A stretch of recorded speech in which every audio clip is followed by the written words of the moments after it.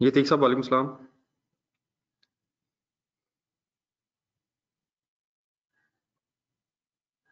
जी please बेटा, आपको आवाज आ रही है?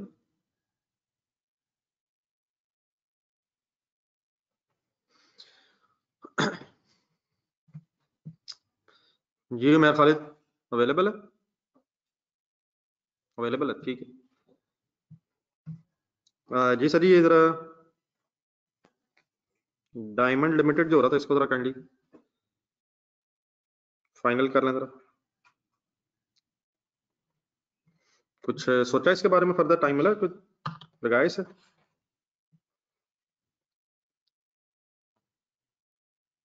मैं फिगर्स लिख रहा हूँ नेट प्रेजेंट वैल्यू की। कहीं अगर कंफ्यूजन है डेफिनेटली भी प्रैक्टिस और करते हैं, लेकिन यहाँ तक अब जो चंद एक गुजारिशात हुई हैं आपके सामने, कुछ क्लियर है यहाँ तक?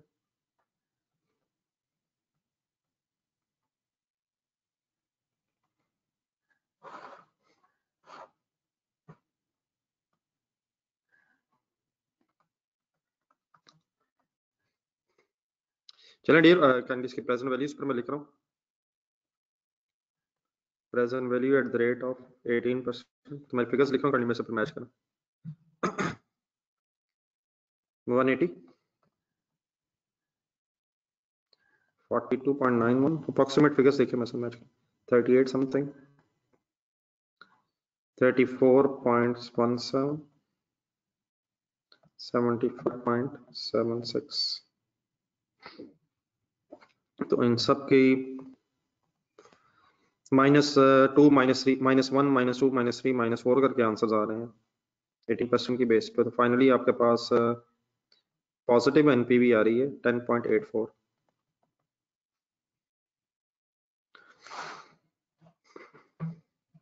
ये तो ये देख लें मेरे से फिगर्स मैच करना। मेरा ख्याल है तकरीबन, अगर मेरी फिगर्स गलत नहीं है तो फिर यही आंसर है। Let me finally check.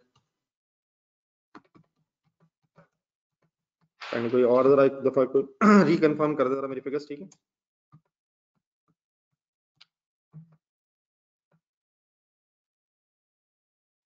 ठीक है, वो तो ये बात देख लें। ऐसे कुछ ज्यादा ही राउंडिंग ऑफ का डिफरेंस लग रहा है मेरा।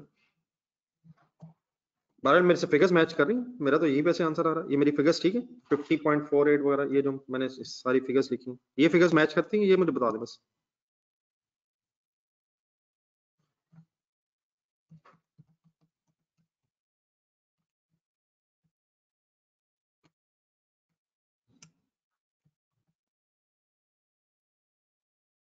ये मेरी फिगर्स थोड़ी सी डिफरेंट है ना फिर।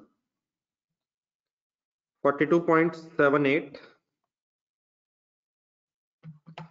72.52.78। जस्ट एक मिनट जरा, आप लोग इकट्ठे हो जाओ, इधर चला मैं जरा एक मिनट फाइनल करूँ।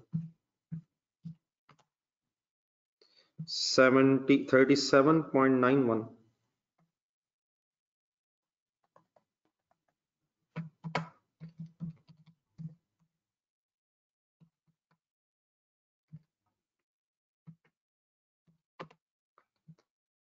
34.010, 145.74,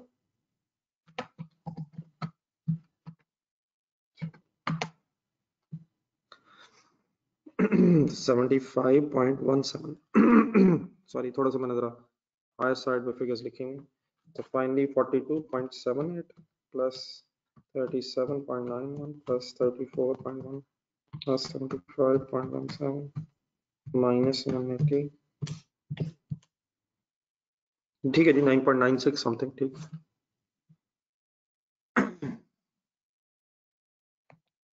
ये अप्रोक्सीमेटली 9.96 समथिंग, 9694।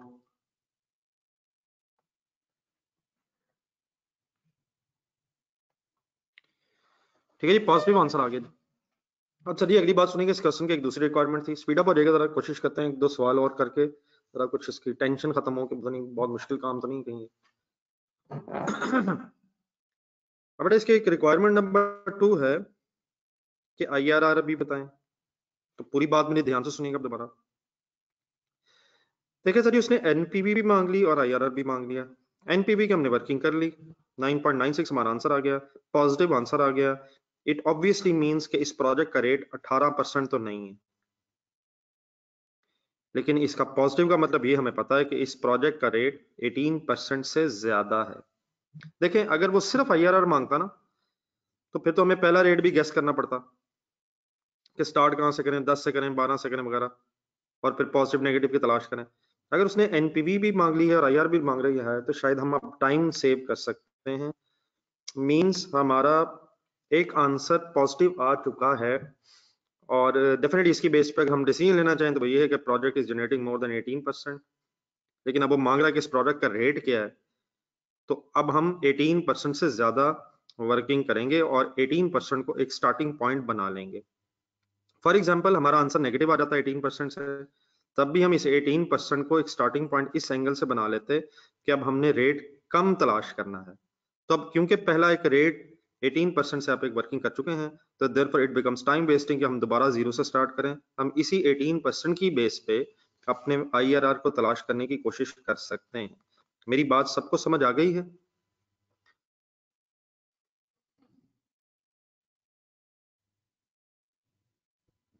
मीन्स उसे सिंपली अब हम 18 से ज्यादा गैस करेंगे।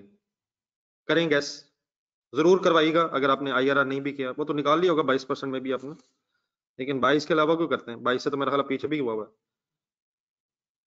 हम कुछ 23% से करते हैं for example, just for the sake of revision sort of. Then बेटा ये अब आपको सबको पता है कि हमने इन कैश फ्लोज को डिस्काउंट करना है और present value at the rate of 23% में फाइंड आउट करनी है।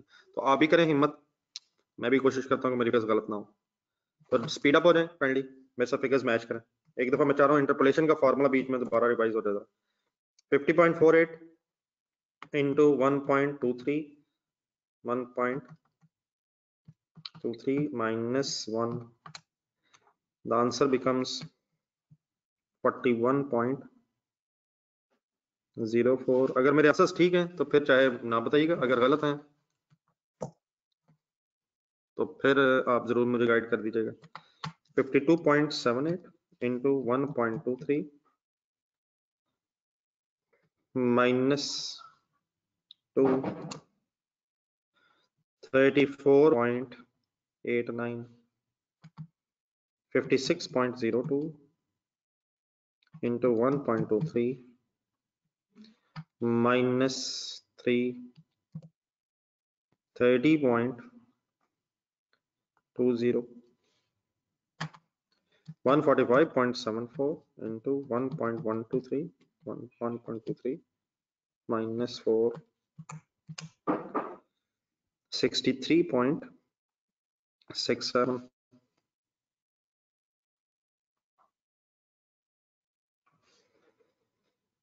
Finally, 41.04 plus 34.89 plus 30.20 plus 63.67 minus 180. It is approximately negative 0.2. Of course, you can use 20, 21, 22, लेकिन मैंने जस्ट ये चाहा क्योंकि शायद 22 पे आपके पास एक आंसर अवेलेबल है, तो मैंने वैसे ही चाहा जरा एक 23 पे वर्किंग करके देखना। तो फाइनली बेटा अगर ये पॉजिटिव नेगेटिव आ गए हैं, तो इंटरपोलेशन का formula low rate plus NPV at low rate divided by NPV eight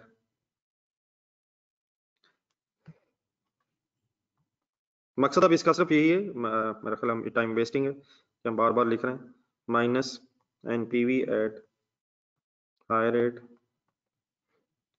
जरा एक दफा इंटरपोलेशन का फॉर्मूला आपके सामने जरा रिवाइज हो जाए, difference between high rate and lower rate. So based on my figures, 18 low rate and PV at low rate 9.96 divided by NPV at low rate, ये माइनस प्लस हो जाता है बाद में क्योंकि एक प्लस पॉजिटिव एक नेगेटिव है, 10.2 and multiplied by finally मेरे इस केस में 23 माइनस 18 मीन्स 5 हो जाएगा, तो it is approximately 9.96 plus 10.2, 9.96 divided by answer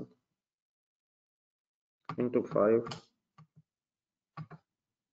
plus 18, somewhere around 20.47.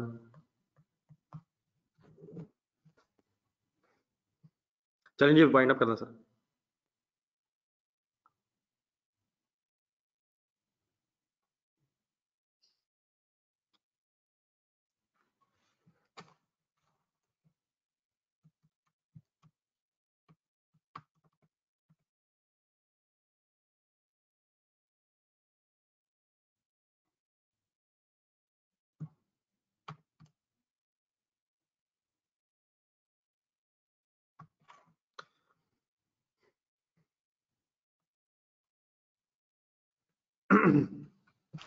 जी ठीक है सर, तकरीबन सबका कर रहे हैं यहाँ तक। हाउ टू सॉल्व, अगर आपने एनपीवी निकाल ली हो और आंसर पॉजिटिव आ गया हो तो उसी को स्टार्टिंग पॉइंट बना लें आईआरआर के लिए, तो और देन फिर आपने एक नेगेटिव आंसर ढूंढने की कोशिश करनी है। और अगर आपने एनपीवी से वर्किंग की और एक नेगेटिव आंसर आ गया हो तो रेट कम करके एक पॉजिटिव की तलाश कर लें and then use the interpolation to get the final answer. ठीक है, मेरा ख्याल अब इस पर फर्दर टाइम बड़ा वेस्ट ना करें, अगर हम एक अच्छा सा क्वेश्चन और करने की कोशिश करते हैं। चले आगे। इसका बहरहाल आपने, आई मस्ट अज्यूम कि आपने इसका टाइम निकाल के कोई फॉर्मेट फाइनल कर दिया हुआ है, जो मैंने बैलेंस शीट आइटम्स की प्रेजेंटेशन आपको बताई थी। आए एक और वर्किंग करें, थोड़ा सा आगे जाएं जहां वो सोना लिमिटेड आया था। मुझे को पेज नंबर बताइएगा सोना लिमिटेड का।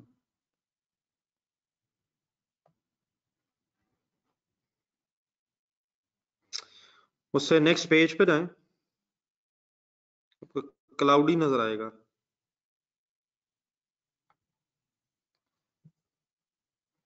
पेज नंबर का जरा बता सकते हैं, क्लाउडी कंपनी के नाम से कुछ सवाल है। 137। ठीक है सर, लेट्स स्टार्ट। रिक्वायरमेंट देखना sir, compute the IRR of the new plant and advice weather should introduce. देखिए एक डिसीजन मांगा जा रहा है आपसे कि आईआरआर बताएं, आईआरआर निकालें the new plant and advise, और बताएं whether CCL should introduce the new product. आपने एक डिसीजन लेना है कि क्या नया प्लांट लगा के नई प्रोडक्ट इंट्रोड्यूस की जाए या ना की जाए। तो आईआरआर निकालने के बाद फिर रिक्वायर्ड रेट ऑफ रिटर्न से कंपेयर किया जाता है। अगर IRR is more than the required rate of return which is offered by the bank, तो then accept the project, otherwise reject the project। एक ब्रैकेट देख लें, assume all cash flows would arise, ये ना भी लिखे तो ऐसे ही है, हमेशा कैश फ्लोज हम अज्यूम करेंगे एंड में है, अनलेस ऑफ कोर्स हमें इंफॉर्मेशन आ जाए।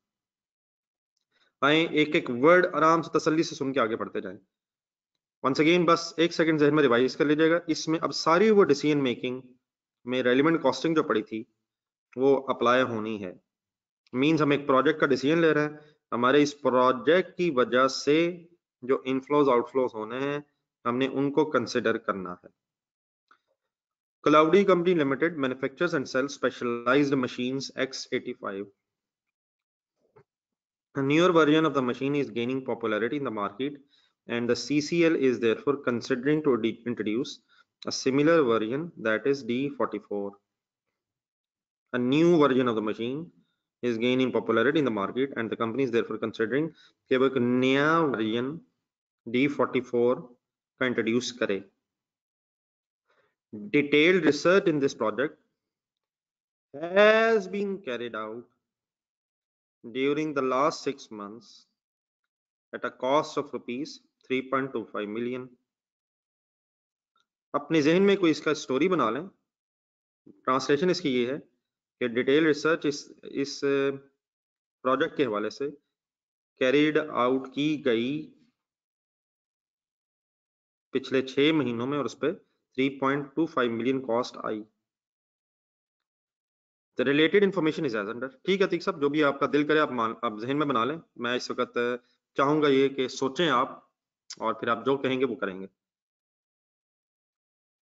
Number 1, initial investment in the new plant for the manufacturing of D44 would be, होगी, initial investment होगी, इंक्लूडिंग इंस्टॉलेशन कमीशनिंग। ये तो सिमिलर है वही जो हमने पहले पढ़ा, कल भी वाले क्वेश्चन में भी वर्ड्स थे। Producted production and sale, it means को स्टॉक की बहस नहीं है।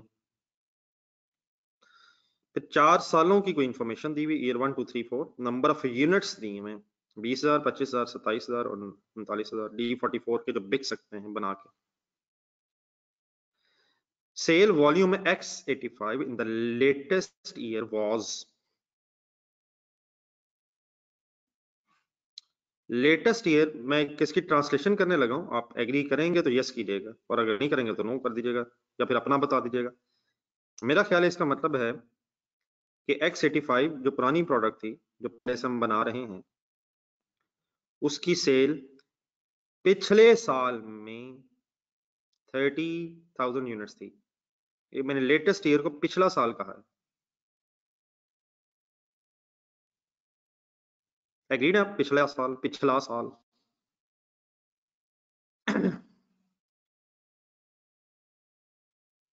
आगे बढ़े।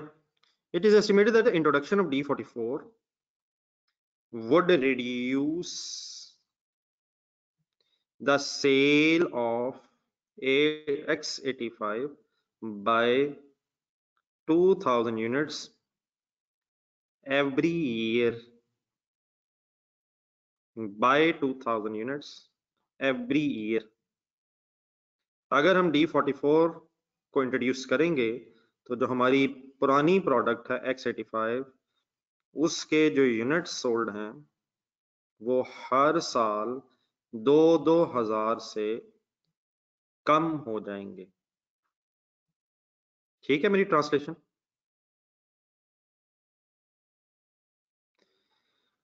तो क्या अगर हम D44 की तरफ जा रहे हैं तो D44 को बना के ठीक है हम चीजें बेच तो लेंगे, लेकिन क्या इस डिसीजन की वजह से हमें इन 2,000 यूनिट्स की सेल का नुकसान बर्दाश्त करना पड़ेगा? It is an opportunity. Is it an opportunity cost of introducing D44? Would it be a relevant cost? How to think about the story? ये मेरे ख्याल सबसे इंपॉर्टेंट है जो ज़हन में रखनी चाहिए। सोचना कैसे? सोचना ये कि हम एक प्रोजेक्ट की तरफ जा रहे हैं, उस प्रोजेक्ट की वजह से हमारे कौन कौन से एक्स्ट्रा खर्चे होंगे, कौन कौन से फायदे होंगे, हमें ये कंसिडर करना है। तो D44 को इंट्रोड्यूस करने के लिए हमें X85 की सेल को, हमारी X85 की जो सेल है वो 2,000 यूनिट से कम हो जाएगी। आगे चलें। Number 3, estimated selling price and variable cost of the D44 in the first year, in the year 1, sorry मैंने first year कह दिया, year 1 estimated at 40,000 and 32,000 respectively. The contribution margin of the X85 in the year 1, इसको जरा underline करते रहिएगा, year 1, ये जो latest year word आ रहा है इसको भी खास तौर पर हाईलाइट कीजिएगा, बाकी ठीक है, इनको जरा खास तौर पर अंडरलाइन कीजिएगा, इन पे हमारी अक्सर बहस रहनी है और मैं फिर बार बार आपको डिफरेंट सवालों में दिखाऊंगा। Fixed cost in year 1, sorry, contribution margin of X85 in year 1 is estimated at 5,500 per unit. Fixed cost in year 1 are estimated at 75 million. However, if the new plant is installed, these costs would increase to, सोच के बताएं, 45,000 is relevant या 75 is relevant?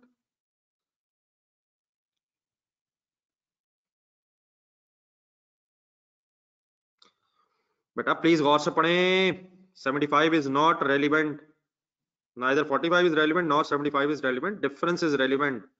30, Mr. Ateek, Mr. Mawiya, Mr. Waqas, Mr. Zahab,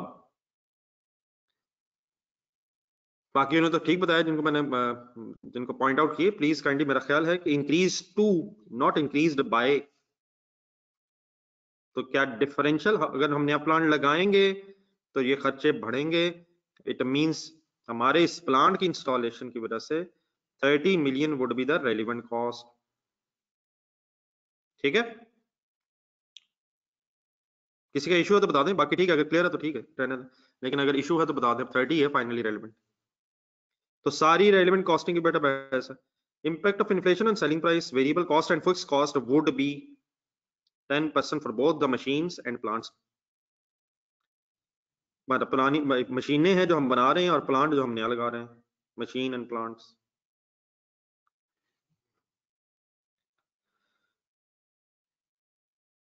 Number 6, the new plant would be depreciated at the rate of 25%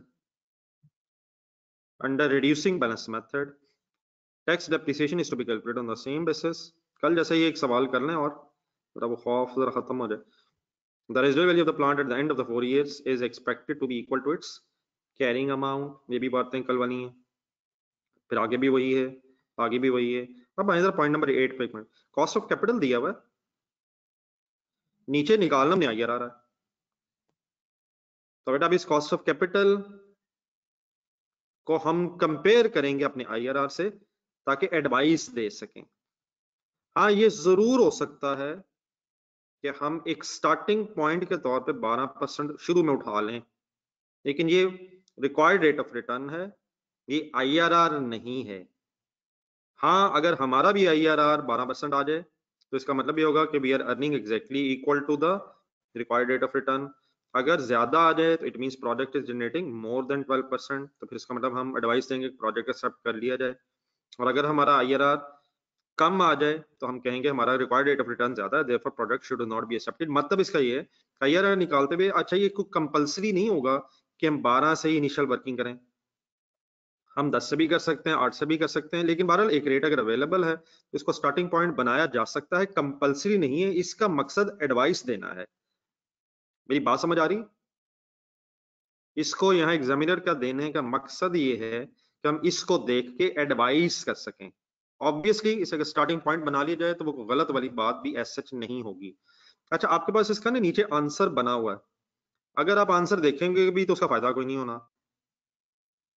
तो बेहतर ये है कि एक आध सवाल मेरे साथ अभी लिख के करें आप, और अगर आंसर के ऊपर कुछ रजिस्टर रख लें ताकि आप डी ट्रैक ना हो तो वो सबसे बेस्ट रहेगा।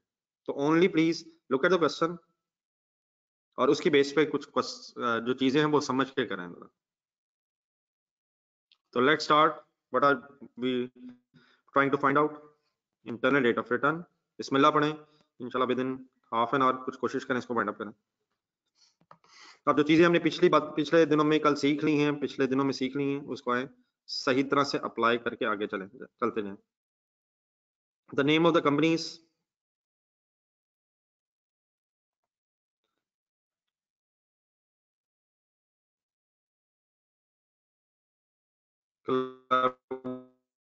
Limited, internal rate of return,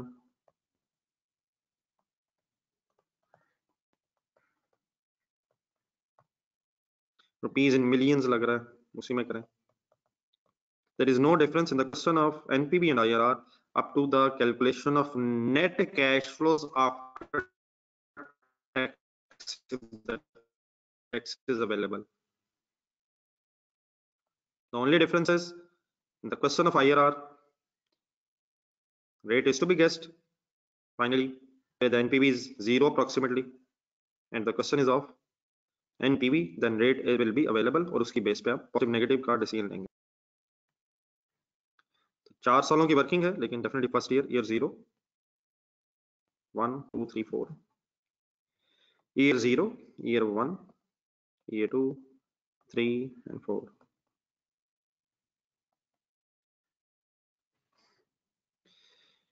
ji sir जी, तरतीब से चलते जाए, फिर कुछ चीजों का डिसीजन भी लेना है कि फर्स्ट ऑफ ऑल ऊपर लिखें, स्टार्टिंग में लिखें, एंड में लिखें, स्पीड अप जरा होना है। जी सर, पहला पैराग्राफ पढ़ें। सबसे पहले तो एक 3.5 मिलियन आ गया, तो पहले इसका कोई डिसीजन लेने के कंसिडर करना है या नहीं। Detailed research in this respect has been carried out. Is it a relevant cost and or an irrelevant cost? इसके साथ बेटा मेरा ख्याल है सब आप एग्री करेंगे, संक कॉस्ट है। It has already been incurred, therefore irrelevant है। ठीक है, कोई इतराज अगर है तो बता दें। We should not consider this 3.25 while evaluating this product। ये अब इंकर हो गया है, इसका हम कुछ भी नहीं कर सकते।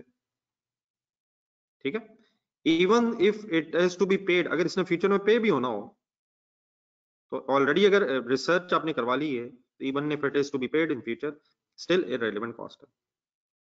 ठीक है जी, कोई इतराज अगर है तो बता दें, बाकी ठीक है मुझे लग रहा है। आगे चलें।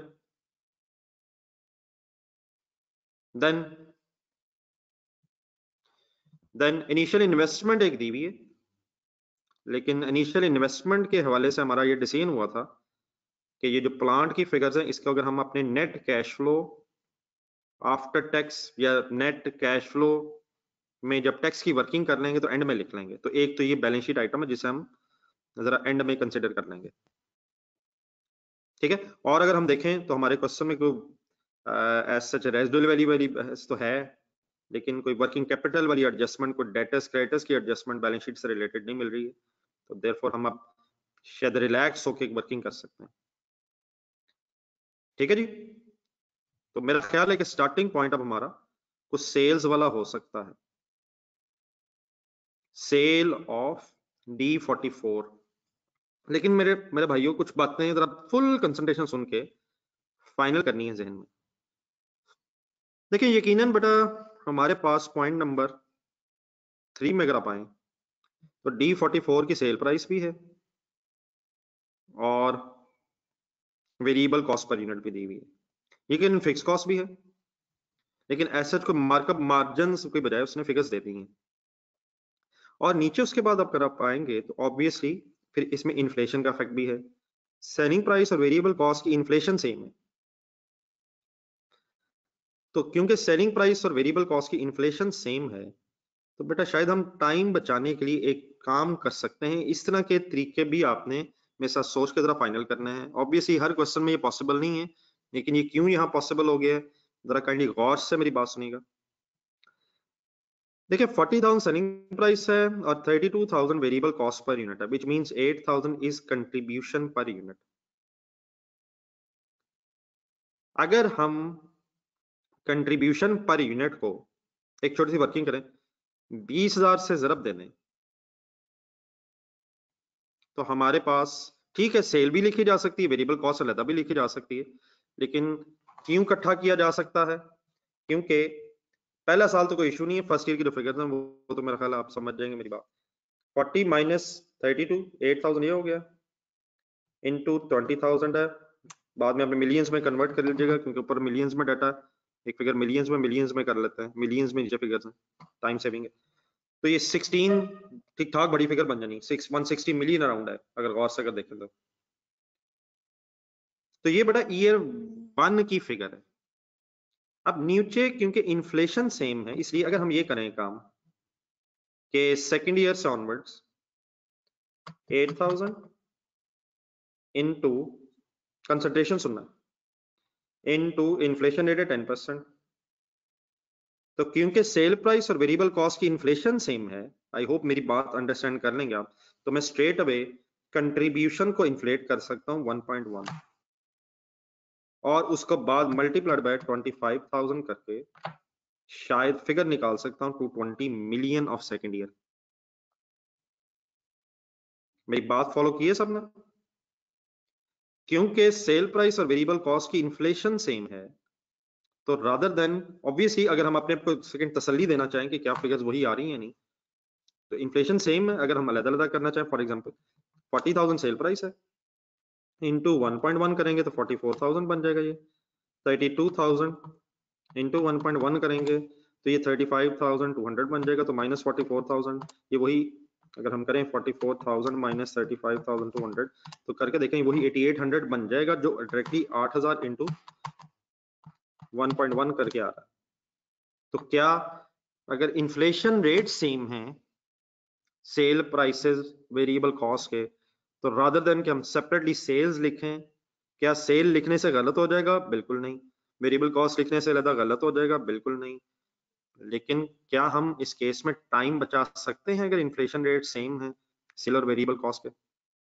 बात फॉलो की है मेरी सबने? तो let's start writing contribution of D44 कैसे? अच्छा, फुल कंसंट्रेट आपने करना है, बार बार ये इश्यूज आने, इसको एज अर्ली एज पॉसिबल अगर हम आजकल में ही फाइनल कर लें तो सबसे बेस्ट रहेगा। क्या करूं सर? 20,000 यूनिट्स हैं, कोई एक आध वर्किंग मेरा ख्याल है जरूर लिख लेनी चाहिए। कैसे लिख लेनी चाहिए? अलहदा भी लिख सकते हैं, सामने लिख लें ताकि रिवाइज करते हुए नजर आ जाए।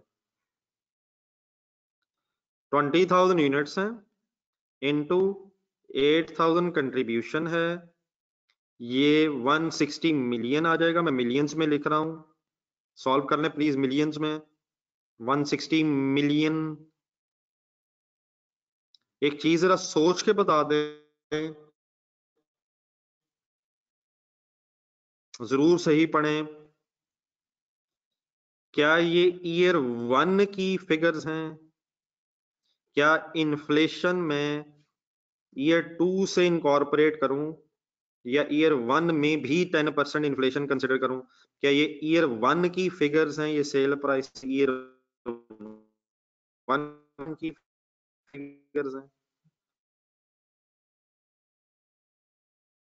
160 ठीक है, सोच लें जरा।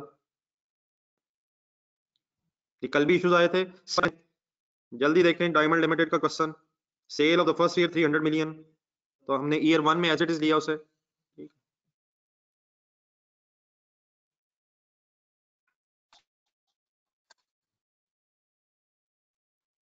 ईयर 1 में एज इट इज लिया।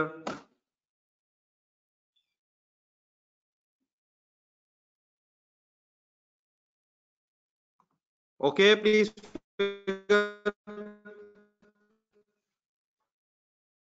कोई इतराज है तो बता दें। ओके नहीं, बस ओके है तो ठीक है, अगर है तो चलें। ईयर 2 की फिगर आप बताएं, ईयर 2 की फिगर आप बताएं, मैं उसकी वर्किंग जरूर लिखना चाह रहा हूं। 25,000 इनटू 1.1, 8,000 फुल हिम्मत। 1.1 को 2 दफा भी कर सकते हैं, और मेरा ख्याल है कंपाउंडिंग भी कर सकते हैं।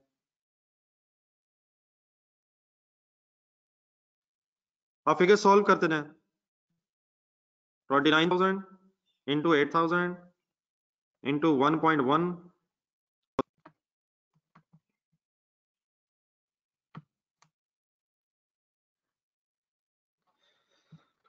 308.79 मिलियंस में जा रही गेम।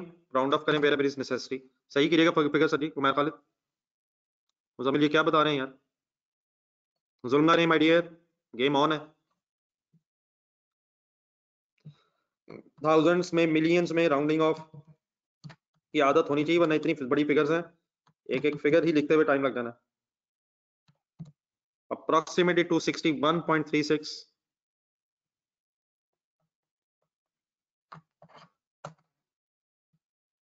और बेटा हसीब इसलिए नहीं ले रहे क्योंकि पहले साल की फिगर्स गिवन है यार, फर्स्ट ईयर की फिगर है, ये जीरो की फिगर है, ये पहले साल की है यार। पहले साल की तो फिगर्स गिवन है, ये फर्स्ट ईयर की तो गिवन है। Sale price in the first year. अगर यही सवाल आज भी करना है तो डायमंड लिमिटेड में क्या फाइनल किया हमने, वहां भी वहां 300 क्यों लिखा है पहले साल में? वही बातें जो कल हुई हैं आज फिर अगर होनी है तो इसका फायदा फिर क्या है यार? पहले साल की फिगर्स हैं ये, फर्स्ट ईयर की, ईयर जीरो की हैं या फर्स्ट ईयर की फिगर्स हैं? फर्स्ट ईयर उसने फिगर्स गिवन है, और उसके बाद उसने इन्फ्लेशन रेट्स दिए हुए हैं। ये आज की फिगर्स हैं, ये पहले साल की फिगर्स हैं। ईयर 1 मींस क्या है? जी सर, ये okay figures?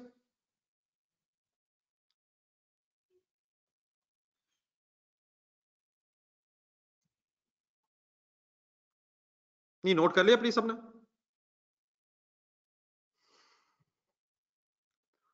Then my dear, एक अगली हिम्मत करें इसी पॉइंट नंबर 2 में। देन आए जो एक गेम चली थी के बीच में ही, शायद गेम यहां से शुरू हुई है बीच में, कि एक D44 को इंट्रोड्यूस करने की वजह से X85 के जो 2000 यूनिट्स हैं उनकी कंट्रीब्यूशन लॉस, उसके केस उसमें किया क्या है, उसने, ये भी गौर से अब फिर पढ़िएगा जरा, उसने कहा कि 2000 से डिक्रीज हो जाएंगे, तो उसकी कंट्रीब्यूशन जो है 5500 पर यूनिट गिवन है इन ईयर 1, तो कंट्रीब्यूशन लॉस्ट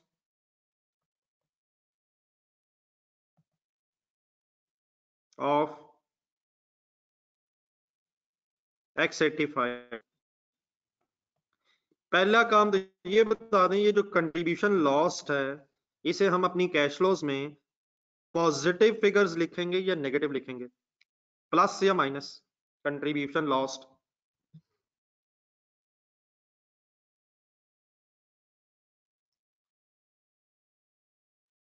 तो ये अब क्या कर रहे हैं, जो कंट्रीब्यूशन D44 की है, ये तो हमारी पॉजिटिव फिगर्स हैं, इनफ्लोज हैं, नॉन कैश। हसीब क्या कर रहा है यार, सॉरी उमर, नॉन कैश का क्या मतलब हुआ? क्या जो पैसे हम नहीं कमा पाएंगे, जो कैश इनफ्लो नहीं हो सकेगा, जो कैश इनफ्लो नहीं हो सकेगा मिस्टर उमर खालिद, वो नॉन कैश है?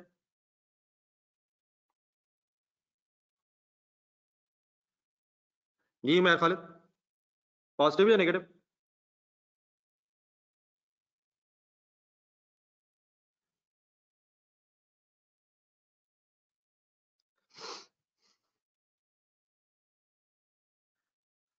तो सर ये कैश फ्लोज अकाउंट फॉर कर रहे हैं ना, तो ये कैश फ्लोज, ये कैश इनफ्लोज होंगे,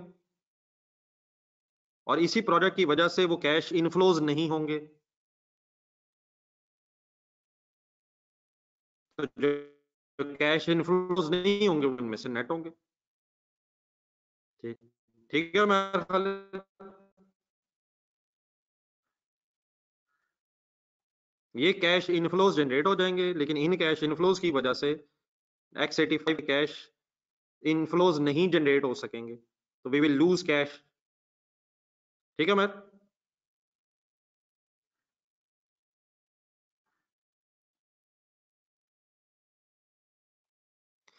जी डियर, करें कैसे ये सेंटेंस? जी जरा पढ़ के अप्लाई करना जरा। 2000 units would reduce the sale of X85 by 2000 units every year। इसमें थोड़ी सी एक इंग्लिश की गेम है, प्लीज सही ट्राई करनी है। पहले साल की फिगर तो आसान है, ईयर 1 की फिगर दी हुई है जी हिम्मत, 2000 units I think, or multiplied by 5500। once again I am not considering inflation in year 1 because in figures of year 1 are available। 1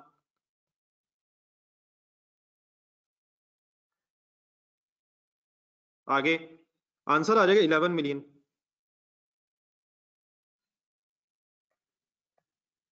okay, year 2 करवाना है जरा यार, ईयर 2 में क्या करूं? ये सेंटेंस जरा पढ़िएगा।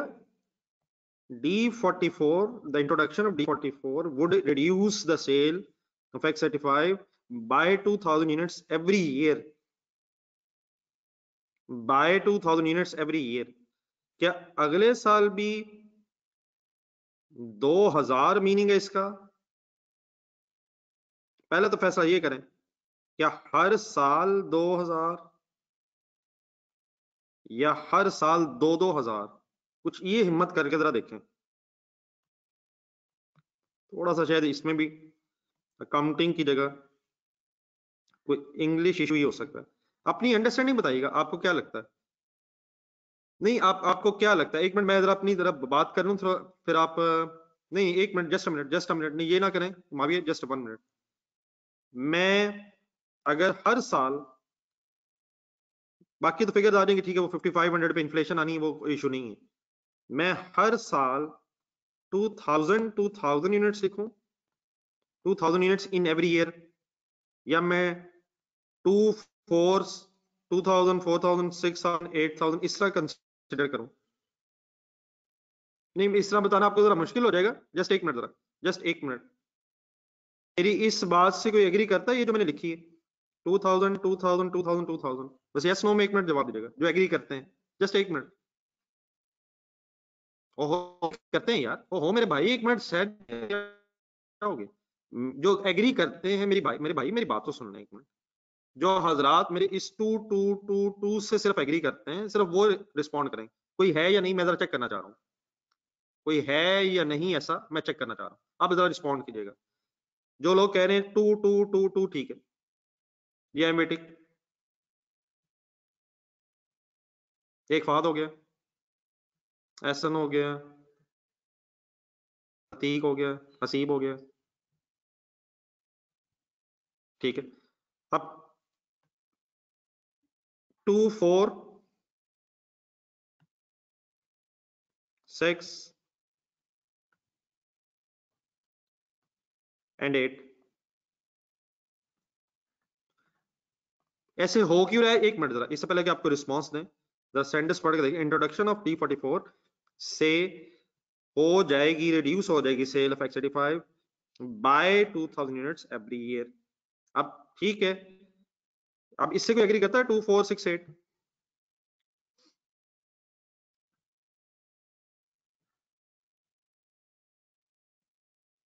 अब एक आखिरी चीज, बहुत से हजरात तो पहले बैठे हैं, उन्होंने कहा हम कोई नहीं बताएंगे, हम मसरूफ है। एक आखिरी चीज बेटा इसमें, छोड़ दें अब कोई फायदा नहीं। एक इसमें आखिरी चीज है, क्या इसके अलावा तो कोई ऑप्शन नहीं कि 2 2 2 2 या 2 4 6 8? इसके अलावा तो नहीं कोई ऐसा? अगर कोई है तो बताइएगा। नहीं, अगर नहीं है वो तो ठीक है, तैयब आप तो नहीं। और मेरे भाई जो नहीं, वो रहने दें। वो मेरे भाई मुजफ्फर, एक मिनट ठहर जा मेरे भाई। कोई ऐसा तो नहीं जो मेरे जैसा कोई ऐसा भी हो जिसके ख्याल में ना 2 2 2 2 2 2 एंड 2 एंड ना ही ये 2 4 6 8? तो खुदा ना खासा ऐसा तो नहीं है ना, या वो है या वो है।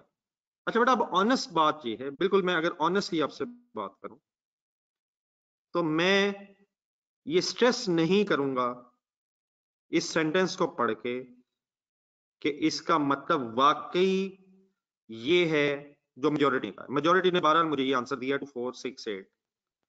मेरा अपना ओपिनियन ये है कि ये सेंटेंस की ट्रांसलेशन शायद, मेरा ख्याल है, मैं भी अगर थोड़ा सा कोशिश करूं कि जिंदगी में थोड़ी बहुत मैंने अंग्रेजी सुनी आप लोगों से, कि मेरा ख्याल है कि अगर 2000 2000 2000 2000 लिखा जाए या ऐसे लिखा जाए, मेरा ख्याल है ये कोई ऐसा मसला नहीं है कि जिससे अकाउंटिंग खराब हो जाए। अकॉर्डिंग टू दिस सेंटेंस मेरा ख्याल है दोनों तरफ बात जा सकती है।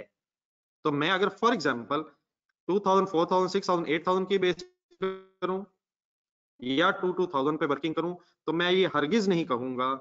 और मेरा पर्सनली ख्याल है कि एग्जामिनर भी डेफिनेटली देखे, उसने आंसर तो कोई एक ही बनाना होता है जो सजेस्टेड आंसर है, लेकिन ये कोई ऐसी मिस्टेक नहीं है जिसकी वजह से कोई मेरे नजदीक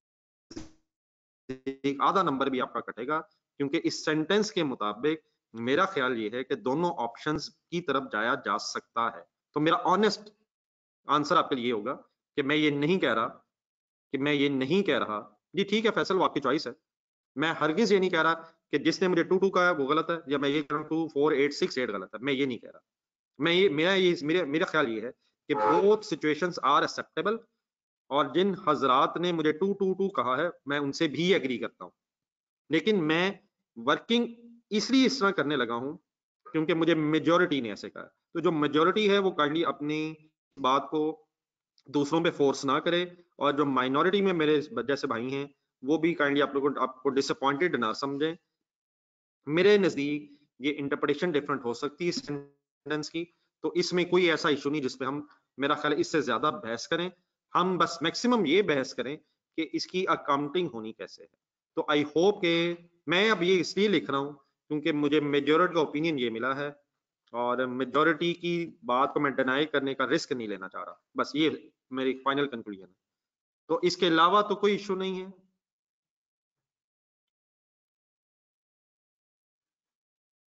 जी ठीक है मोहसिन, मैं तो उसमें हरगिज ये नहीं कह रहा हूँ। तो आए बस बेटा इसको वाइंड अप करें। जो भी फिगर्स आ रही हैं, यकीनन आप अपना, आपका जो भी अपना ओपिनियन है, मैं भी उस ओपिनियन में साथ हूं आपके। बस इन्फ्लेशन इनकॉर्पोरेट करें, क्योंकि इन्फ्लेशन उसने दी हुई है, सेल वेरिएबल कॉस्ट सबकी। और चाहे वो मशीनों से रिलेटेड हो, बोथ मशीनें, या नया प्लांट हो, तो पुरानी मशीन भी एक बना रहे हैं, मशीन बना रहे हैं। तो आए जो चीजें वाकई ऐसी हैं जो अकाउंटिंग पॉइंट ऑफ व्यू से समझने की जरूरत है, उस पर बहस करते हैं। अंग्रेजी में अगर छोटा मोटा इशू रह जाए तो कोई ऐसी बात नहीं है। बहरहाल ये इसका ये भी मतलब नहीं कि हम जानबूझ के गलत कर दें, जो मैक्सिमम हमारे नॉलेज के मुताबिक बात बनती है, लेकिन दोनों तरफ बात जाती जा सकती है। वैसे इसमें ये भी मैं नहीं कहता कि उधर नहीं जा सकती या उधर नहीं जा सकती। तो आए वाइंड अप करें जरा। जी मैं फिगर कर लेता हूँ, आप मेरी फिगर्स की टेंशन ना लें, वो मैं कर लेता हूँ। आप लोग काइंडली फाइनल आंसर्स निकालें, वो मेरे से मैच कीजिएगा, मैं सही कर लेता हूँ।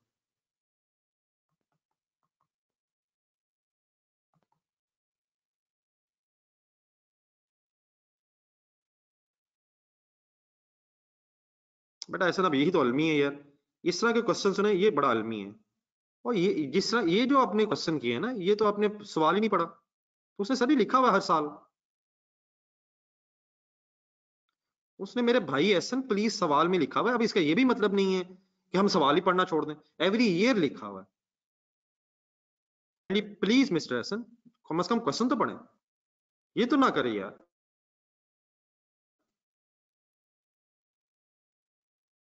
अब इस चीज को डिफरेंस ऑफ ओपिनियन में ना ले जाएगा, हर साल लिखा हुआ है यार, एवरी ईयर। अब इसकी कोई ट्रांसलेशन कोई और ना कर लेना, ठीक है भाई ऐसा। जी सर जी, figures 24.2 Azerbaijan,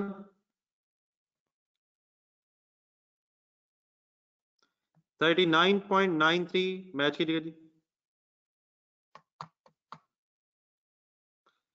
8000 into 5500 into 1.1 positive 3, तो 58.56। बस दो पे डाउन रफ कीजिएगा, उससे आगे ना जाए, बस काफी इतना। ठीक है, आगे बढ़े without wasting too much time. Please point number 3, हिम्मत मारें। After point number 3, sorry point number 4, fix cost बताएं क्या करूं। Speed up speed up speed up speed up speed up, बल्कि मैं करता हूं, आप देखें सही कर रहा हूं या नहीं। Fix cost in year 1, 1 means year 1 30 will be the relevant. Then उसके बाद फिर इन्फ्लेशन देखें 33, अब कैलकुलेटर पे करें per year inflation 10%, 36.3, 39.93।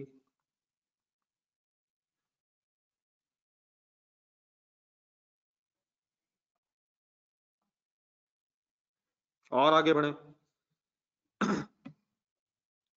Full concentrate करें अब।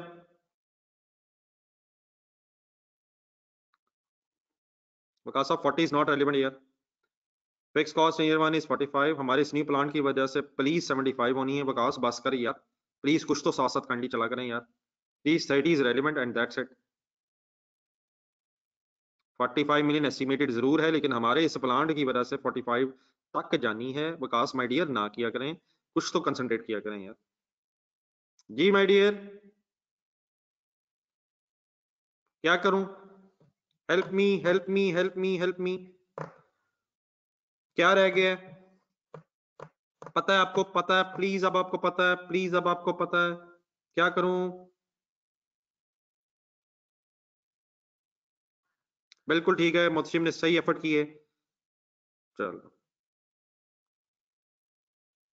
अमीन खान साहब, प्लीज बस करें यार।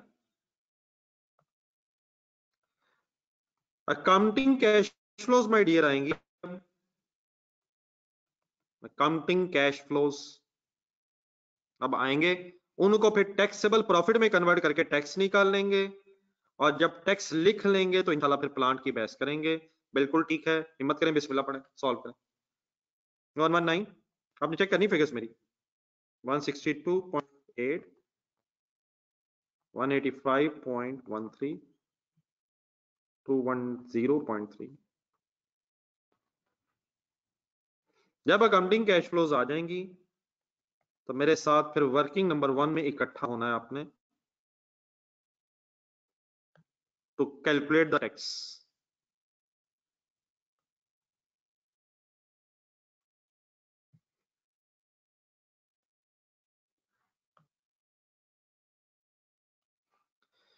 जी डियर, वर्किंग नंबर 1, टैक्स पूरा पेज छोड़ दें, नेक्स्ट पेज पे साफ सुथरा करें।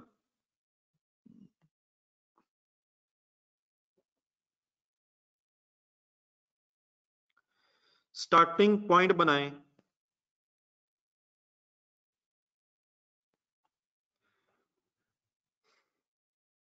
Year 1, year 2, year 3, year 4, accounting cash flows. Speed up.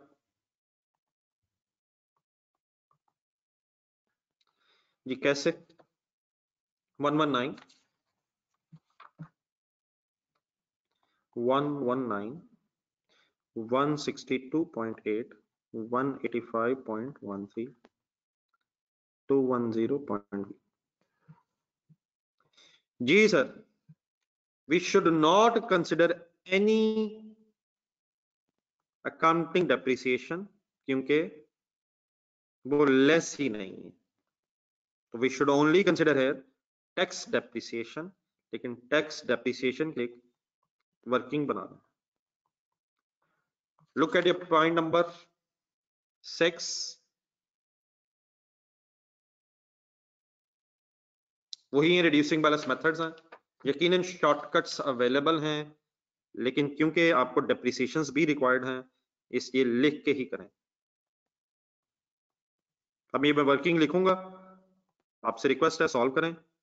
Plant की कॉस्ट ढूंढे 6 फॉर 50 मिलियन इंटू 25%, डेप्रिसिएशन लिख लें, WDV भी चाहिए होगी, शॉर्टकट्स अवेलेबल हैं, लेकिन फिगर्स प्लेस करनी है चाहिए।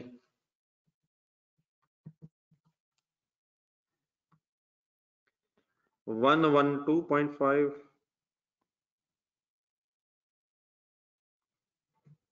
minus 450, 337.5,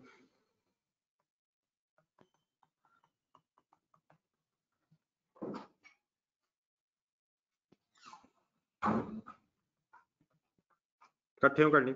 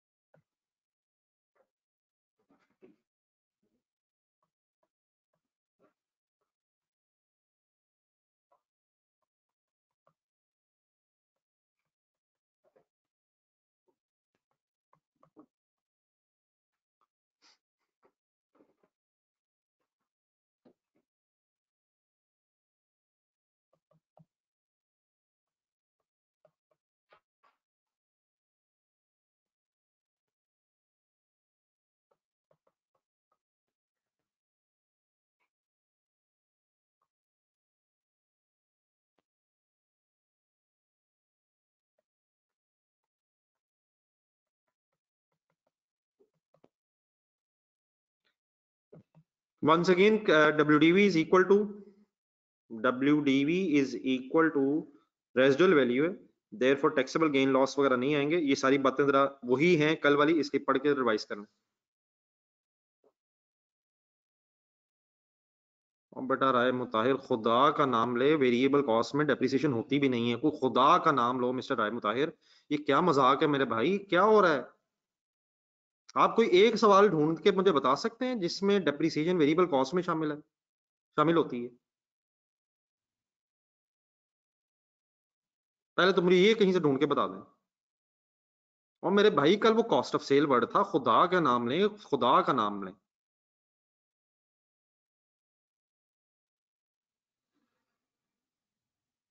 ji mister Rai मुताहिर, please final करें मेरे भाई। इस तरह की बातें अगर एग्जाम में आ गई जहन में, तो ये सवाल तो पता नहीं कहां रह जाने।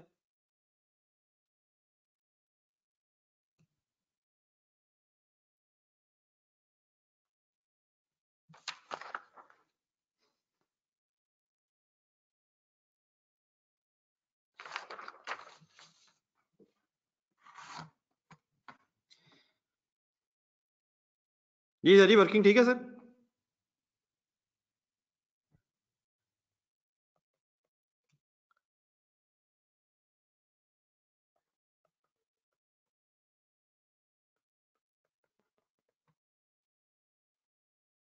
फाइनल करें।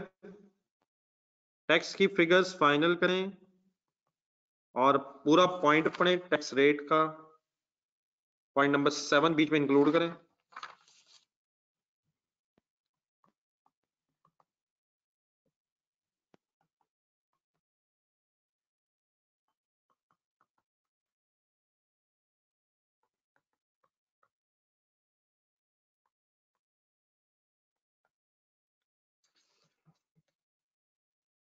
जी dear,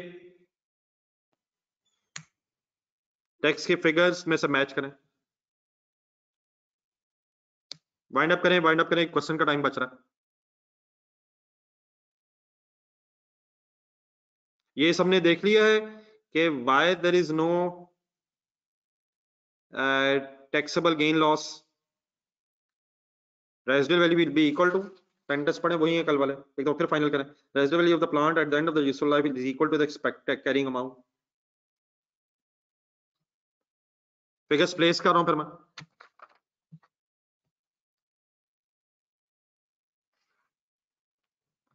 one 1.95, 23.53. Why I am rating the tax expense in the same year? Because no payables. I'm not writing expense here, I'm writing payment in this working of cash inflows and outflows. And why the expense is equal to payment? Because the liability will be paid in the same year in which it arises. Okay, please. इकट्ठे हैं सारे, इकट्ठे हैं सारे। बाला sir इसमें ये यकीनन अगर तरतीब थोड़ी ऊपर नीचे कर लें इससे, लेकिन एक यकीन मसला फिर ये रह जाता कि ये ना वो प्लांट ही गायब हो जाए जहन से। एट कैश फ्लोज में 12 उसमें आना, 450 का खरीदेंगे और उसकी फिर residual value as an inflow fourth year के एंड पे सॉरी पॉजिटिव आएगी। तो ये 142.36 residual value is equal to the carrying amount. And एक और चीज भी बारह क्लियर रखें जरा, डेप्रिसिएशन रेट से same in accounting and tax in this question. तो नेट कैश फ्लोज निकालें,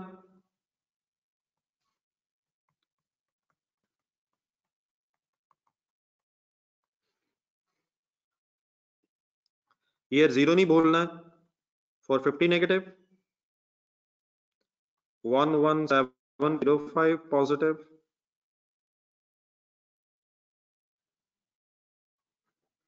139.27 positive, 148.58 positive, 303.81 positive, पॉजिटिव है फाइनली, ये पॉजिटिव नेगेटिव्स ये भी ध्यान रखना।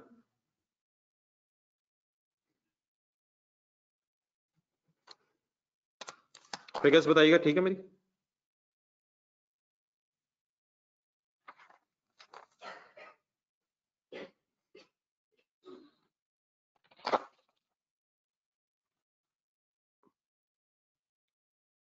अगर कहीं मेरी फिगर गलत है कंडी बताइएगा।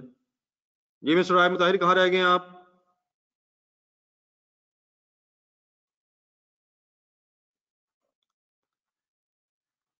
देन बेटा इसके बाद अब IRR निकालना है, तो मेरा ख्याल है ऐसे टाइम वेस्टिंग, अब अगर इसमें मैं फर्दर टाइम वेस्ट करूं तो क्या यहां से ऑनवर्ड्स IRR होमवर्क होता है सर? हाफ एन आवर जरा जो बचा है मैं जरा क्वेश्चन को देना चाह रहा हूँ। IRR हो सकता है सर, एक गैस वर्क शुरू करना है, आप अपनी चॉइस पे कीजिएगा, पॉजिटिव नेगेटिव की तलाश करनी है या कोई ऐसा आंसर ऐसा रेट जिस पे 0 आ जाए। तो ये करनी बेटा मेरा ख्याल ऐसे टाइम वेस्टिंग है इस वक्त आपके साथ ऐसे दोबारा सॉल्व करना। हम इस तरह करते हैं, लेकिन ये प्लीज आप करना जरूर है, ये ना हो कि होमवर्क मीन्स वही हो जाए जो होता है। मीन वाइल आप इस तरह करें, जरा एक इसके नीचे गोल्फ है, लोटस है, इनको जरा अभी कंप्रिहेंसिव इसमें एक दो चीजें और भी हैं। तो पहले जरा एक क्वेश्चन ढूंढिएगा, ये 2 क्वेश्चंस आगे, LATTE पता नहीं इसको प्रोनाउंस कैसे करना चाहिए, तो LL लिमिटेड, लाटी लिमिटेड शायद, ये जरा पेज नंबर मुझे अगर बता दें।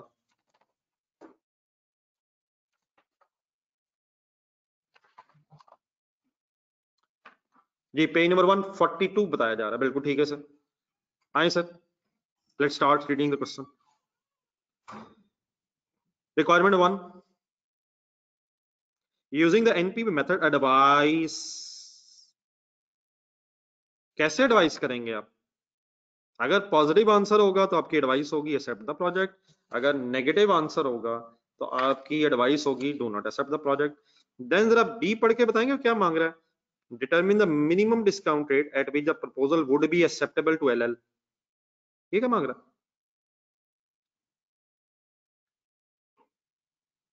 जी बिल्कुल ठीक कह रहे हैं आप, अल्हम्दुलिल्लाह बिल्कुल ठीक है।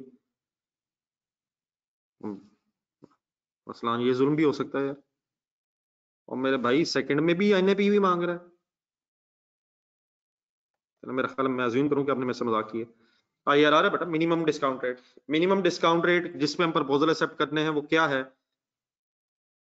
जिस प्रोजेक्ट का रेट होगा, उससे नीचे तो नहीं जा सकता। Minimum discount rate at which the proposal should be accepted. ठीक है, आईआर फर्स्ट लाइन। बहरहाल एनपीवी जेन में रख के वर्किंग करें। Lati Limited is considering us to accept a 5 years proposal from the ML for a supply of a product, namely K44. ML would use K44 as raw material for its main product.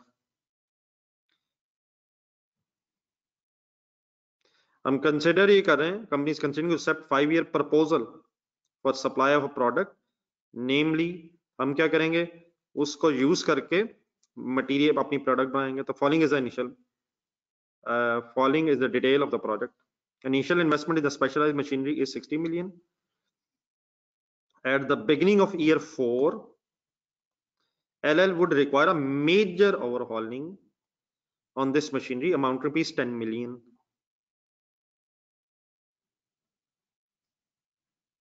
The machine can be disposed of at 80% of the WDV at the end of the project.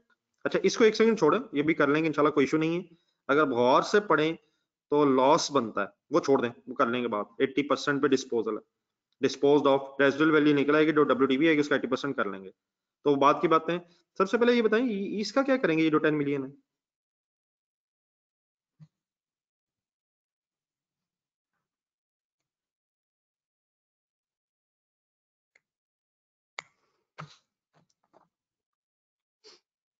नहीं outflow तो है, ठीक है, बिल्कुल ठीक है प्रतीक साहब, बात वकास साहब भी ठीक कह रहे हैं। जी सोहेल साहब, वो तो सोहेल बशीर साहब वो तो ठीक है। चलो मेरे से सुन ले, मेरे ख्याल आप क्या कहना चाह रहे हैं। नहीं सर जी, इस तरह नहीं है असलान साहब, ये नहीं है, ये नहीं है। ठहर, बात पूरी सुने जरा।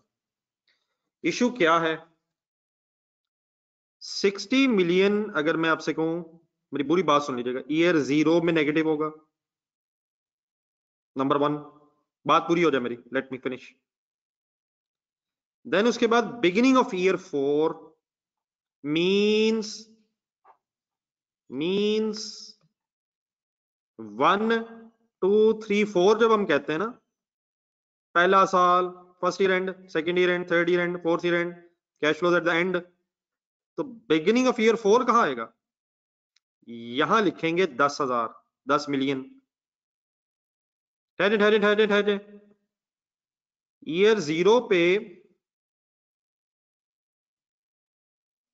60 मिलियन, ईयर 0 पे 60 मिलियन, और ईयर 4 का शुरू मींस, ईयर 4 का शुरू मींस कि आप ईयर 3 के एंड पे 10 मिलियन आउटफ्लो लेंगे। ऑब्वियसली कैपिटल एक्सपेंडिचर भी है, तो पहले 3 सालों की डेप्रीसिएशन, पहले 3 सालों की डेप्रीसिएशन जब आप कैलकुलेट कर लेंगे, तो फिर थर्ड ईयर से ऑनवर्ड्स, जो शायद 2 साल रिमेनिंग रह जाएंगे, बल्कि 5 है शायद, 5वां साल भी जाना है, जो फोर्थ एंड फिफ्थ ईयर की जो डेप्रिसिएशन आएगी, उसमें शायद फिर इस 10 मिलियन का इफेक्ट भी आएगा। मैंने जो वर्ड्स बोले हैं clear?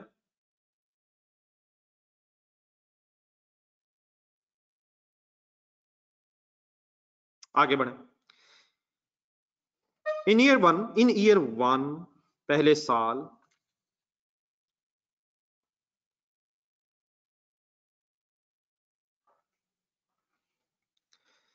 LL would supply 18,000 units of K44 to ML.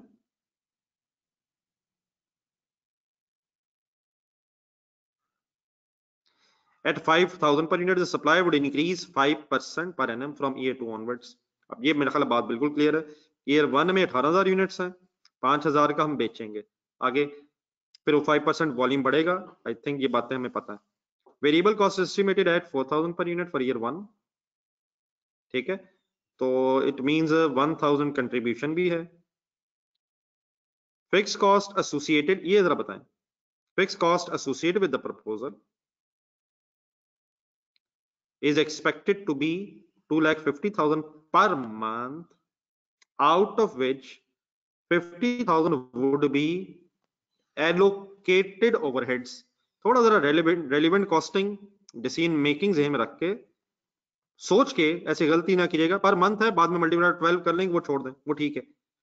Decision making का नॉलेज अपने ज़हन में रख के और वर्ड्स पढ़ के मुझे बताएं हम पर मंथ कितना कंसिडर करेंगे।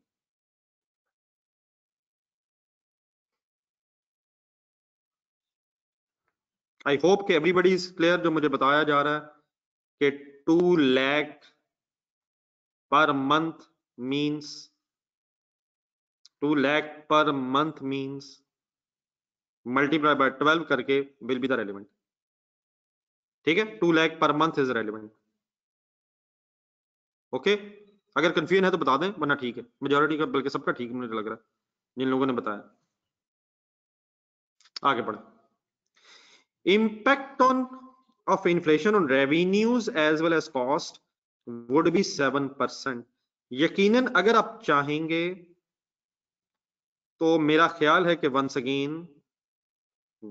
अगेन आप कंट्रीब्यूशन को इन्फ्लेट करने की पोजीशन में हैं। हाँ, मैं ये जरूर कहूंगा, सेल अलहदा लिखना, उसकी अलहदा इन्फ्लेशन निकालना, और वेरिएबल कॉस्ट अलहदा लिखना और उसकी इन्फ्लेशन निकालना 7% पे गलत नहीं है, लेकिन शायद वी कैन सेव टाइम और by inflating the both figures combine. आगे बढ़े। Number 5, tax rate would be 30% and tax would be payable in the year. फिलहाल यही आ रहा है, बाकी क्वेश्चन हम भी करेंगे जिसमें कुछ हाफ ऑफ वगैरह हो जाएगा। तो tax depreciation would be allowed, tax depreciation on machinery would be allowed at the rate of 25% under reducing balance method।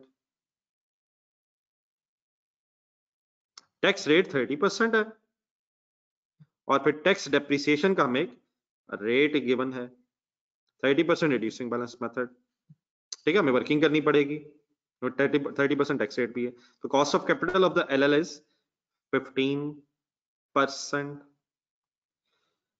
ये जो है ए रिक्वायरमेंट में यूज होगा, सही कह रहा हूं मैं। और फिर जो बी रिक्वायरमेंट आपने करनी है उसमें आपको एक स्टार्टिंग पॉइंट मिल जाएगा, तो उसी स्टार्टिंग पॉइंट की बेस पे फिर आप IRR भी कैलकुलेट कर सकते हैं। Everything is clear?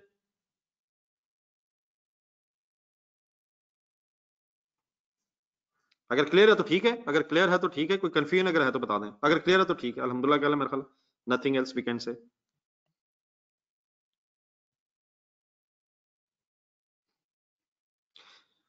चलें डियर, इस तरह करें, हमारे पास जो 15 मिनट है, मेरा ख्याल है जितना हो सके हम शुरू तो करें, क्योंकि मुझे लग रहा है इसने शायद हो जाना मैक्सिमम, इंशाल्लाह।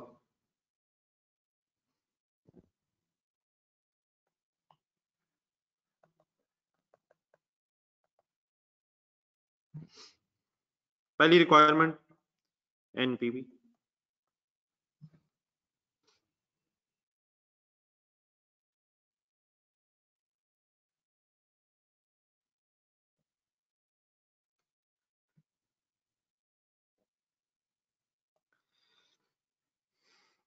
Five years project.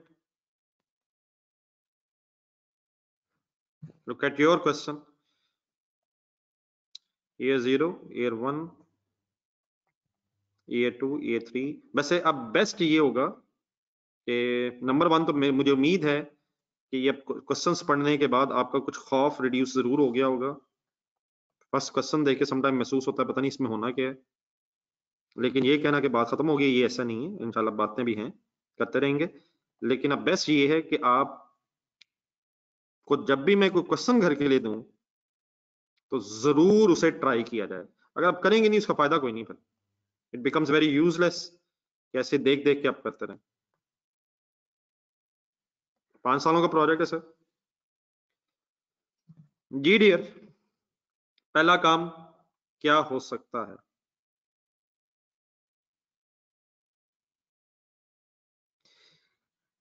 Can we inflate prices on the same rate?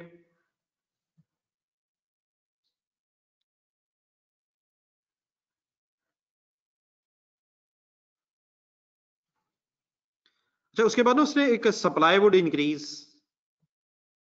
Supply ने इंक्रीज भी होना है 5%। करें? मेरा ख्याल है करते हैं। बिस्मिल्लाह पढ़, मेरा एक कंट्रीब्यूशन कर सकते हैं सेम इन्फ्लेशन की बेस पे। कंट्रीब्यूशन ऑफ प्रोडक्ट का नाम भी क्या? और बेटा फर्स्ट लाइन पे असलान लिखा हुआ है, खुदा का नाम ले यार। 5 ईयर प्रपोजल है। क्या ये भी एक रट्टा था कि अगर पिछले सवाल में 4 साल हैं और उससे पिछले में भी 4 थे, तो अब इस सवाल में भी 4 ही होंगे? माय डियर सलान, व्हाट्स गोइंग ऑन सर? क्या हो गया है यार?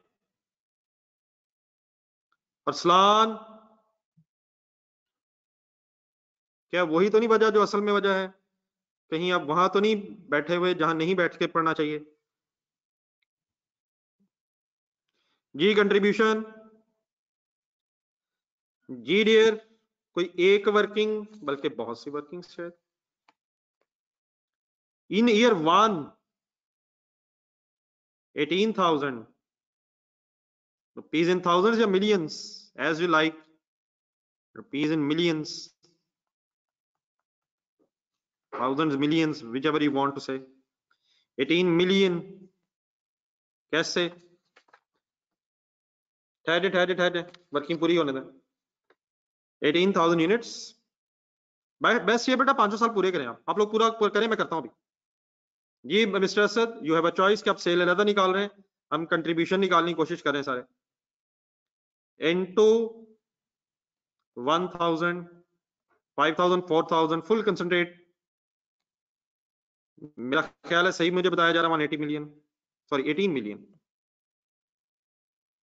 दूसरा बहुत ध्यान से देखना पड़ना है, 18,000 यूनिट्स इनटू, पहला काम क्या हुआ? पहला काम क्या हुआ?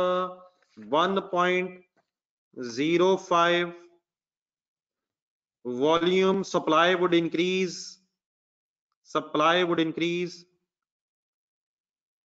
Plus then multiplied by contribution, revenues as well as all cost, 1000 into मेरा ख्याल है 1.07। आंसर कोई बताए यहां तक सेकंड ईयर का? बल्कि रहने दे, मेरा ख्याल है मेरे साथ मैच ही देगा।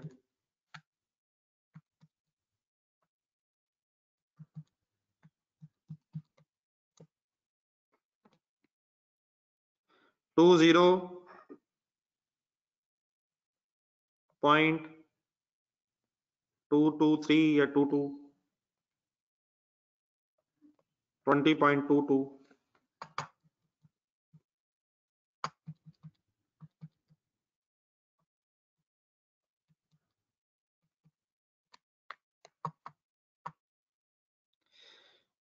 18,000 इंटू 1.05, अब 2 दफा होना है,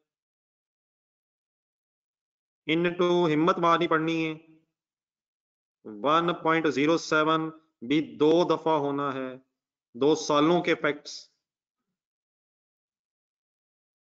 ऑफ कोर्स एक काम शायद वो भी हो सकता है जो कल भी सोचा गया था। दोनों तरह से भी फाइनल करते हैं इंशाल्लाह।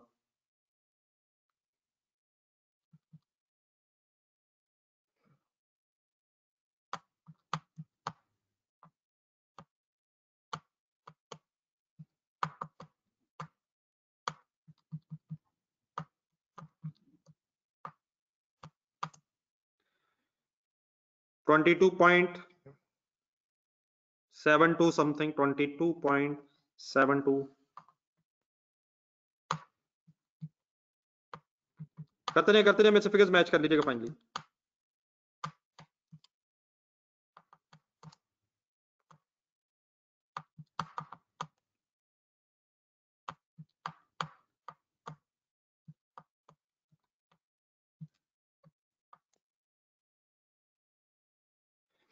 इसको भी फर्दर इन्फ्लेट किया जा सकता था, करके देखें। ठीक है करते जाए 18,000 इंटू 1.05, लेकिन कब किया जा सकता है, बहरहाल साथ साथ रहेगा, इंशाल्लाह मिलजुल के सोचते जाएंगे।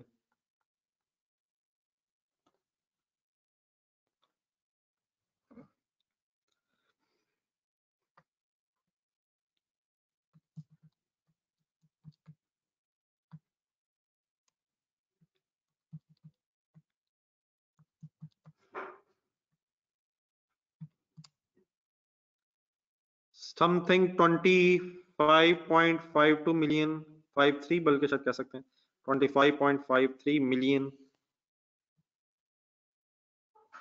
127।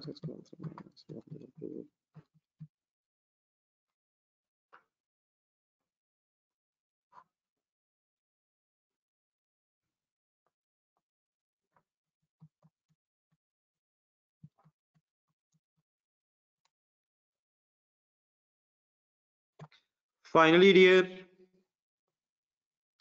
18,000 into 1.05, 4 into 1,000 into 1.074। बहरहाल eight the end of the day ये वर्किंग्स हम यहाँ लिख रहे हैं, ये कोई एग्जामिनर को सच दिखाना बहुत कंपलसरी नहीं है, लेकिन बहरहाल मेरा ख्याल है कि प्रेजेंट होनी चाहिए, ताकि अगर कोई मिस्टेक हो तो एग्जामिनर को नजर जरूर आए कि ये क्या वजह थी।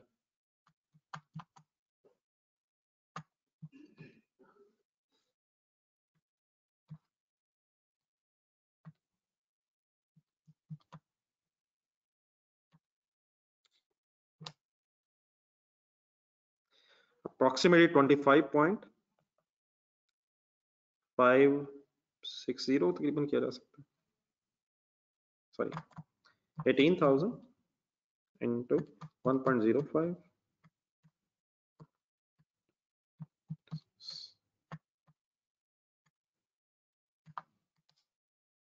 28 something, sorry 28.68।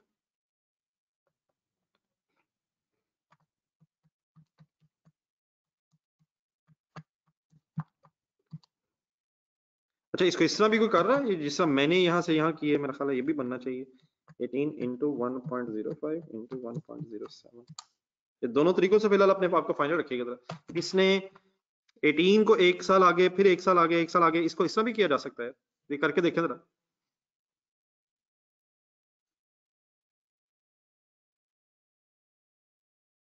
बारह फिगर्स ठीक है, मेरी फिगर्स एग्रीड है सारे? जी साहब आप मेरा ख्याल कमेंट ही कुछ दे रहे थे, ठीक है मिस्टर साहब, सईद साहब, बात क्लियर है बेटा? सब तक सब लोग इकट्ठे हैं यहाँ तक? जी माय डियर, नेक्स्ट फिर फिक्स कॉस्ट लिखें, देखें सवाल, फिक्स कॉस्ट लिखें।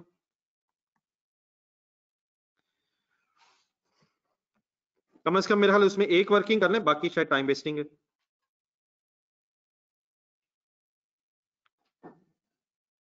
बल्कि एक अच्छा पॉइंट है बीच में अगर जहन में वो भी आ जाए, फिक्स कॉस्ट है 2 लाख है, बल्कि उसकी वर्किंग अगर लिख लें 250, अब ये 2 लाख रुपीस आई थिंक, तो 50 लाख, इसको मिलियंस में कन्वर्ट करना, फिर अगर हम मिलियंस में कर रहे हैं तो 250,000 माइनस 50,000 चलें, तो पहले साल तो हो गया 2 लाख इंटू 12, ये भी ईयर 1 की फिगर है, तो इंटू 12 करके ये बन जाना 2.4 मिलियन। अब इसको पॉइंट इन्फ्लेशन देख के जरा सही वर्कआउट कीजिएगा। 2.4, अच्छा इसमें फिक्स कॉस्ट में क्या वो वॉल्यूम का इजाफा तो नहीं आना इंटू 1.05?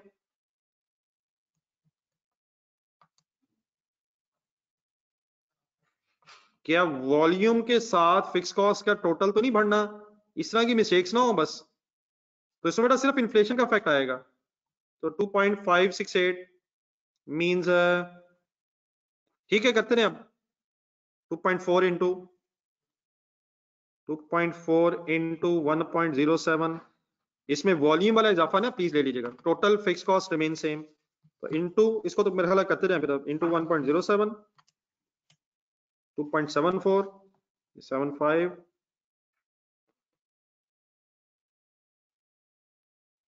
इंटू 1.07, 2.94 इंटू 3.1 इंटू 1.07, 3.15 कह लें।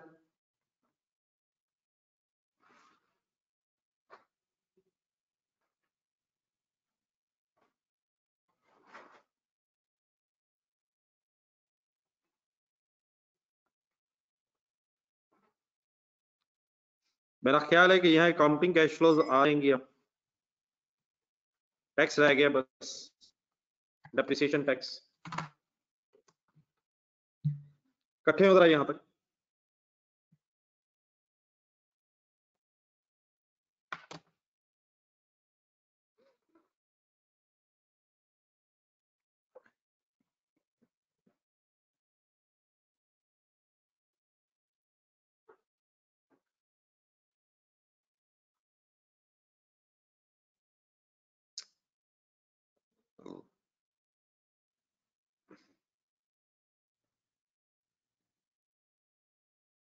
ये बेटा okay, kindly please accounting cash flow तक बाकी फिगर्स, मतलब यहाँ तक जो फिगर्स हमने सॉल्व किए ये तो ठीक है ना। चले सर जी, मेरा ख्याल है कि ये दो फिर काम अब होमवर्क के लिए रख लें, इसको भी फाइनल करके हैं। उसका तो सिर्फ IRR रह गया, इसको भी करें इंशाल्लाह। फिर कल यहीं से दोबारा डिस्कशन स्टार्ट करेंगे।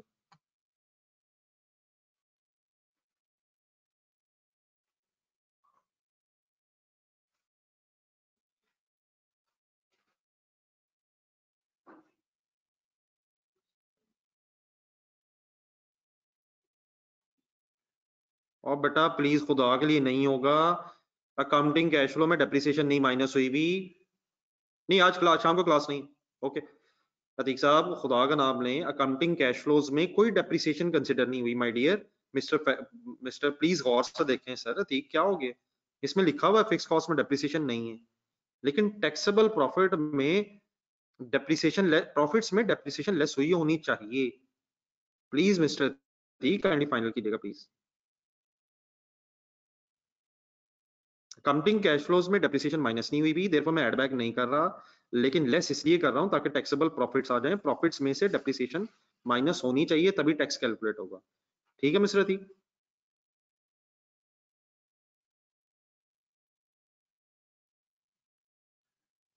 नहीं अब ओके का मतलब ठीक है, अब क्लियर है बात। चले सर जी, ये फाइनली यहाँ तक फाइनल होना चाहिए, और जरूर होना चाहिए। अगर ये आसान से 2 सवाल ना हो सके तो यकीनन कल फिर और मुश्किलात बढ़ जाएंगी। अल्लाह हाफिज, इंशाल्लाह कल यहीं से दोबारा मुलाकात होगी।